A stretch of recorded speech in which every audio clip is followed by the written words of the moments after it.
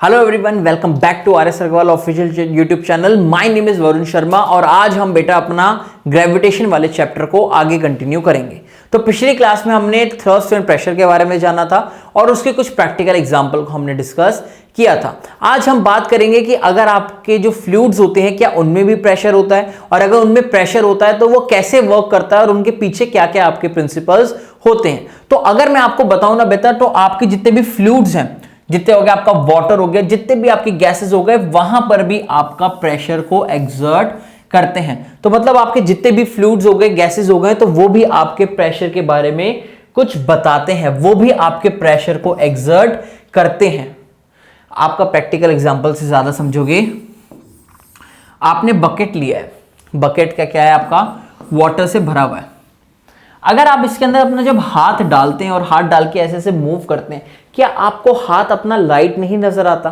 मतलब आपने हाथ उसमें डाला तो आपको लाइट नहीं लगता? थोड़ा बहुत हल्का हल्का, बहुत इजी सा लगता है आपको। दूसरा एग्जांपल, अगर आप पानी के अंदर स्विमिंग करने गए तो पानी के अंदर आपको अपना वेट कैसा लगता है? बहुत लाइट वेट नहीं लगता। तो इसका मतलब है कि आपके फ्लूइड्स के पास भी कोई ना कोई प्रेशर या कोई ना कोई फोर्स होती है। समझ में आ गया? तो इसी फोर्स के बारे में और इसी प्रेशर के बारे में आज हम डिस्कस करने वाले हैं। तो चलिए आगे चलते हैं। तो अगर हम फर्स्ट पॉइंट की यहां पे आप देखिएगा, तो दो substance which can flow easily are called fluids. ये आपने छोटी क्लास में पढ़ा हुआ है कि भैया जो भी सब्सटेंस आपका फ्लो कर सके उसको हम क्या बोलते हैं?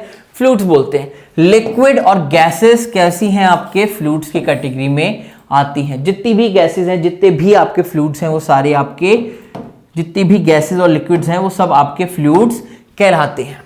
ठीक है, ये आपके जितने भी गैसेस और आपके लिक्विड हैं, ये आपके क्या एक्सर्ट करते हैं? प्रेशर एक्सर्ट करते हैं इन ऑल डायरेक्शन और इवन अपवर्ड टू।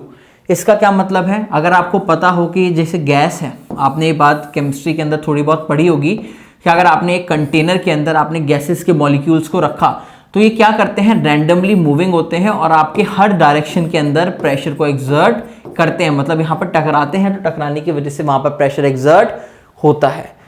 ठीक है, तो आपके गैसेस और लिक्विड आपके प्रेशर को एक्सर्ट करते हैं इन ऑल डायरेक्शंस और आपके अपवर्ड डायरेक्शन में भी करते हैं। सर ये अपवर्ड डायरेक्शन को आपने इतना अलग से क्यों लिखा? आपने ऑल डायरेक्शन तो बोल ही दिया। अपवर्ड डायरेक्शन इसलिए लिखा क्योंकि बेटा हम लिक्विड की बात करने वाले हैं और लिक्विड के अंदर आपकी जो फोर्स अपवर्ड डायरेक्शन में लगते हैं, हम उसी की बात यहां पर करेंगे। समझिएगा कैसे, मैं क्या बात बोलने वाला हूं, थोड़ी देर में क्लियर हो जाएगी। कॉन्सेप्ट समझना बॉयंसी का, क्या है, क्या ये वर्ड समझना। एग्जाम्पल से कराता हूं आपको। ठीक है, ये वाला ऑब्जेक्ट हम लेते हैं। ठीक है, इस वाले क्वेश्चन से समझते हैं, इस वाली चीज से अपने को ज्यादा क्लियर हो जाएगा।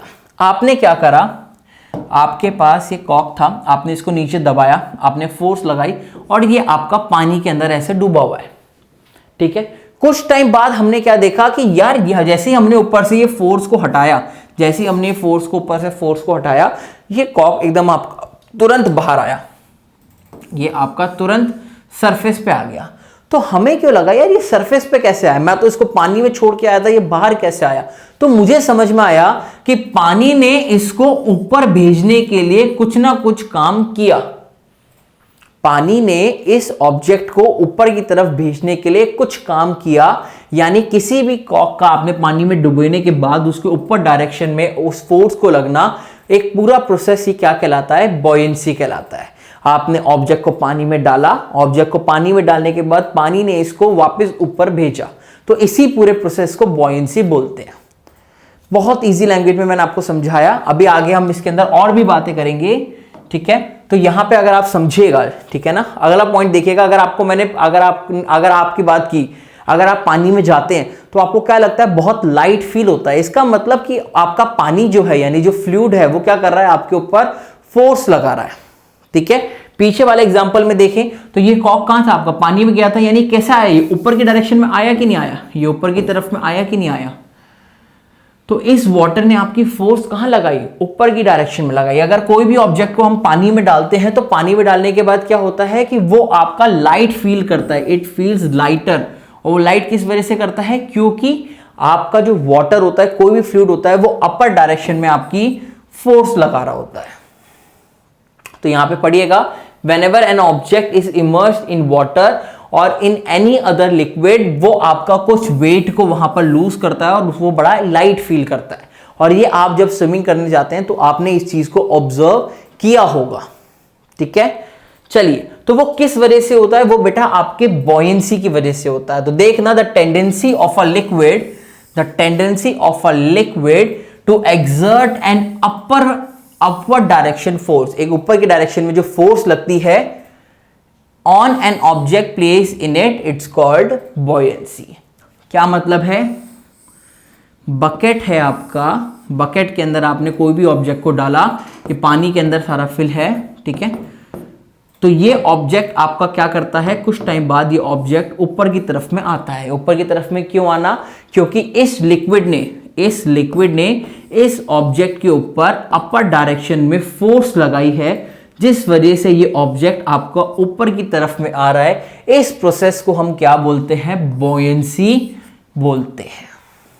तो the tendency of any liquid to apply force in upward direction is known as buoyancy. Clear? और ये फोर्स लगी कौन सी डायरेक्शन में? ये फोर्स सर हमारी अपवर्ड डायरेक्शन में लगी है। इस पॉइंट को याद रखिएगा। क्लियर हो गई वाली बात? चलिए आगे चलते हैं, ठीक है। Buoyant force. अब सर बॉयंट फोर्स का क्या मतलब आ गया, समझिएगा। अभी आपने क्या बताया सर? ये आपका एक बकेट था, ठीक है। इस बकेट के अंदर आपका कोई ऑब्जेक्ट था और ये आपका किससे भरा हुआ है? ये बकेट आपका फुल भरा हुआ है वाटर से। इसको वाटर बना देते हैं ऐसे ना, ब्लू कलर से बनाते हैं। ये सर आपका ये ऐसे पानी से भरा हुआ है, ठीक है। तो यहां पे हुआ क्या था बेटा? ये ऑब्जेक्ट आपका अपवर्ड डायरेक्शन में मूव करने लगा था और हमने इस प्रोसेस को बॉयंसी बोला था। बॉयंसी क्या बोला था? लिक्विड की एक टेंडेंसी जो इस ऑब्जेक्ट को ऊपर की डायरेक्शन में पुश करती है, उसको हमने बॉयंसी बोला था। तो ऊपर गया कैसे था? कोई ना कोई फोर्स लगी होगी ना। तो जो फोर्स इस ऑब्जेक्ट को ऊपर डायरेक्शन में लेके जा रही है, उसी को हम क्या बोलते हैं? बॉयंट फोर्स बोलते हैं। तो बॉयंट फोर्स एक ऐसी फोर्स है जो कौन लगाता है? आपका लिक्विड लगाता है या फिर कोई फ्लूइड लगाता है। कौन सी डायरेक्शन में? अपवर्ड डायरेक्शन में। कौन सी डायरेक्शन में बेटा? आपकी अपवर्ड डायरेक्शन में। जिस वजह से वो ऑब्जेक्ट आपका ऊपर की तरफ मूव करने लगता है, उस फोर्स को हम क्या बोलते हैं? बॉयंट फोर्स बोलते हैं। तो डेफिनेशन पढ़ना, इसकी डेफिनेशन से और चीजें क्लियर हो जाएंगी। The upward force acting on an object immersed in the liquid is called buoyant force. ऐसी फोर्स जो अपवर्ड डायरेक्शन में लगती है ऑब्जेक्ट को ऊपर की डायरेक्शन में ढकेलने के लिए, उसी को क्या बोलते हैं? हम बॉयंट फोर्स बोलते हैं। क्लियर? अगला पॉइंट आप क्या लिखा है? अगला पॉइंट क्या लिखा है आपका? वो फोर्स और अपथ्रस्ट के बारे में। The upward force exert by the liquid is also known as upthrust. समझ में आ गया? तो ऐसी कोई भी अपथ्रस्ट का वहां पे यूज किया था ना वर्ड, तो वो इसी रिस्पेक्ट में किया था कि जब आपका लिक्विड आपके अपर डायरेक्शन में फोर्स लगाता है तो उसको हम अपथ्रस्ट के नाम से जानते हैं। तो in other words the buoyant force is also known as upthrust, ठीक है। थ्रस्ट मतलब क्या है? फोर्स, और अप मतलब ऊपर की डायरेक्शन। तो ऊपर की डायरेक्शन में लगने वाली फोर्स, वर्ड को तोड़ के पढ़ना, अपने आप चीजें समझ में आ जाएंगी। तो अप मतलब अपवर्ड डायरेक्शन में, थ्रस्ट मतलब फोर्स। तो ऊपर की डायरेक्शन में जो फोर्स लगती है उसको क्या बोलते हैं? अप थ्रस्ट बोलते हैं। बताओ इससे ज्यादा सिंपल किस लैंग्वेज में समझाऊं? बहुत सिंपल लैंग्वेज में आपको मैंने क्लियर करा दिया, ठीक है। चलिए आगे चीज क्या लिखा है? It is the buoyant force which makes the heavy object seem lighter in water. आप पानी में गए, छपाक दिन से आप कूद गए पानी में, तो आपको बड़ा लाइट फील होता है, आप आराम से वॉक कर सकते हैं उसमें। तो वो किस वजह से कर पाते हैं? क्योंकि वाटर आपके ऊपर अपवर्ड डायरेक्शन में, ये मान लीजिए आप लोग हैं, ठीक है, ये आपका पूल है, ठीक है, इसमें कोई भी ऑब्जेक्ट आपका यहां पर है, तो आप पानी के अंदर बहुत लाइट फील करते हैं। मैंने इस राम से पूछा बेटा क्या लग रहा है? कह रहा है कि सर मेरे को अपना वेट बड़ा लाइट लग रहा है, इस ऑब्जेक्ट, इस पानी के अंदर मुझे बड़ा लाइट फील हो रहा है। मैंने कहा बेटा ये इसलिए फील हो रहा है क्योंकि पानी ना आपको अपवर्ड की डायरेक्शन में, पानी आपको अपवर्ड की डायरेक्शन में एक फोर्स लगा रहा है, जिस फोर्स को क्या बोलते हैं? बॉयंट फोर्स बोलते हैं। और इसी वजह से बेटा आपको अपनी बॉडी लाइट लग रही है। तो यहां पर आप पॉइंट पढ़ेंगे, पॉइंट में ये लिखा है कि जो बॉयंट फोर्स होती है वो क्या करती है? हैवी ऑब्जेक्ट को लाइटर फील कराती है पानी के अंदर। क्लियर हुई वाली बात? इजी है। चलिए आगे चलते हैं। अब एग्जाम्पल आप यहाँ पर आराम से देख सकते हैं, ये देखो ये बकेट है आपका, ठीक है। तो यहाँ पर बकेट में क्या है, आपकी चारों फोर्सेस, आपका ये बकेट है तो बकेट के ऊपर, अरे यार मार्कर दूसरा लेते हैं, ठीक है। तो यहां पे क्या है आपका, ये ऊपर की डायरेक्शन में आपके ऊपर फोर्स लग रही है, ठीक है। वो क्यों लग रही है, क्योंकि because the buoyant force is greater than the pressure. ऊपर से क्या लग रहा है, ऊपर से क्या लग रहा है आपका प्रेशर लग रहा है, नीचे से क्या लग रही है, बॉयंट फोर्स लग रही है। तो ये ऊपर इसलिए मूव कर रही है क्योंकि यहाँ पे बॉयंट फोर्स ज्यादा है। ईजी है, ज्यादा डिफिकल्ट नहीं है। चलिए अगली चीज, अब ये कॉन्सेप्ट बहुत इंपॉर्टेंट है। मैंने यहाँ पे चार आपके क्वेश्चन लिए जिसको आप इजिली समझ सकते हैं, ठीक है। तो समझिएगा इन क्वेश्चन को, ये क्वेश्चन ऐसा क्यों है। यहां पे आपने स्प्रिंग बैलेंस की बात की है, ठीक है। ये स्प्रिंग बैलेंस क्या करता है, आपके वेट को नापता है। मैंने 4 केस लिए। फर्स्ट केस में क्या करा, आपका ऑब्जेक्ट हवा में है। सेकंड केस में आपका ऑब्जेक्ट को मैंने थोड़ा सा पानी के अंदर डिसॉल्व किया। थर्ड केस के अंदर मैंने और ज्यादा डिसॉल्व किया। फोर्थ केस के अंदर मैंने इसको पूरा पानी में डिसॉल्व किया। तो फर्स्ट केस के अंदर मुझे यहां से क्या निकल के आया, फर्स्ट केस में निकल के आया कि सर मुझे यहां पर जो आपका इसका वेट आ रहा है वो कितना आया, 150 ग्राम आया,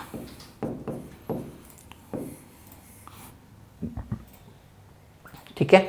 दूसरे के अंदर ये वेट आपका कम होके 140 ग्राम हो गया। मैंने पूछा ऐसा क्यों हुआ, वो इसलिए हुआ क्योंकि वाटर का आपने यहां पर कुछ पार्ट हटाया और इस वाले हटे हुए पार्ट ने इसके ऊपर अपवर्ड डायरेक्शन में फोर्स लगाई। तो मतलब यहां पर आपकी अपवर्ड डायरेक्शन में फोर्स लग रही है, जिस वजह से यहां पे वेट कम आया। यहां पे सर वेट कितना हो गया आपका अब 130 ग्राम। सर ये क्यों आया, क्योंकि आपने इसको ज्यादा डिसॉल्व करा, जिस वजह से यहां पर लगने वाली अपवर्ड फोर्स, थोड़ी बॉयंट फोर्स जिसको आप बोलते हैं, वो थोड़ी और ज्यादा हो गई।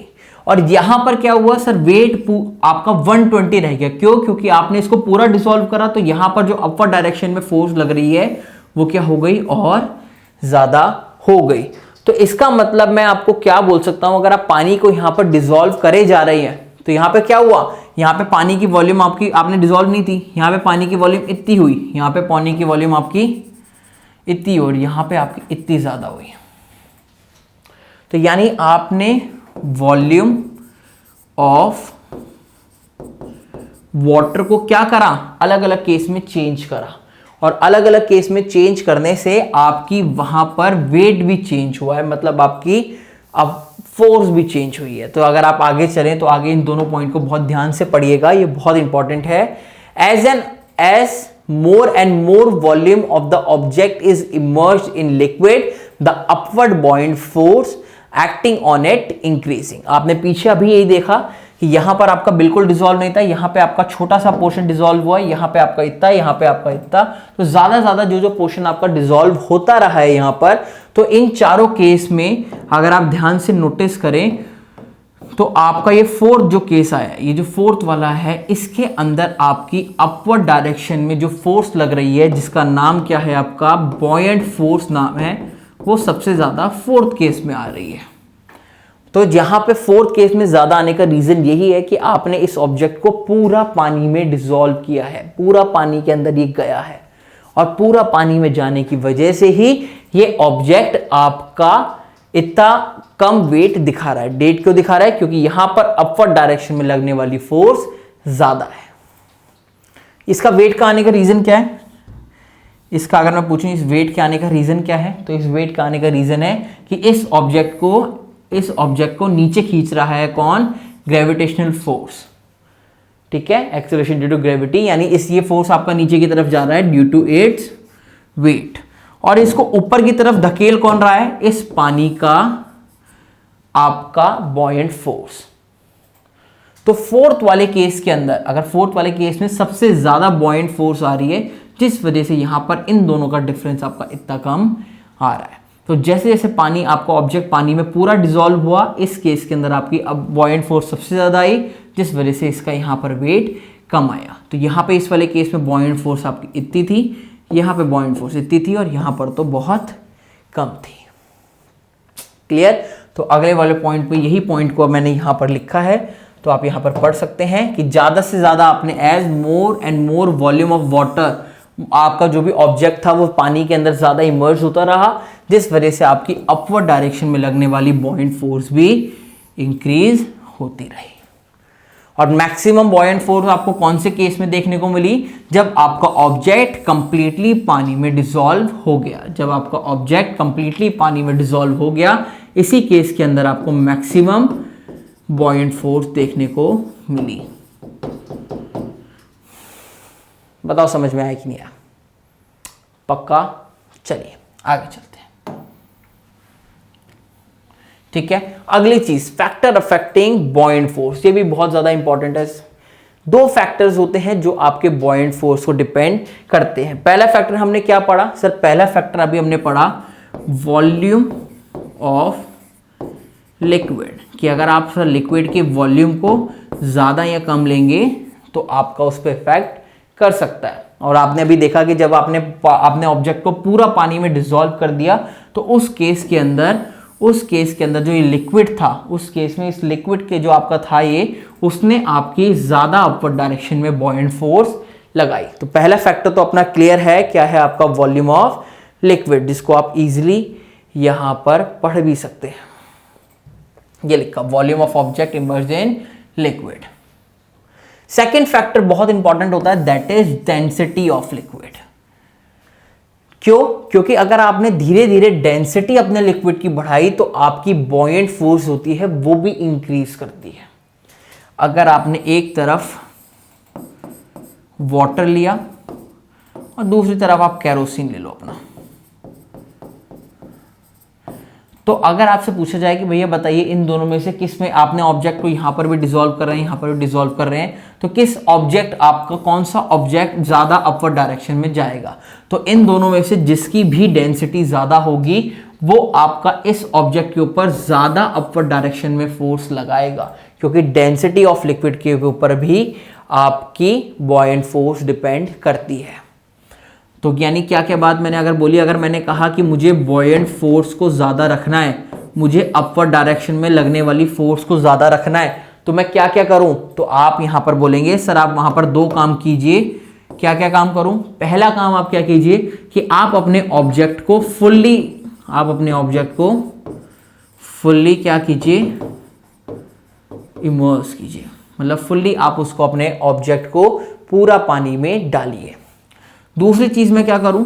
आप दूसरी चीज सर क्या कीजिए, जो आप अपना वहां पर लिक्विड या फ्लूइड ले रहे हैं, उसकी क्या कीजिए? डेंसिटी को क्या कीजिए? ज्यादा रखिए। तो बॉयंट फोर्स ज्यादा रखना है तो मुझे ये दोनों काम करने पड़ेंगे।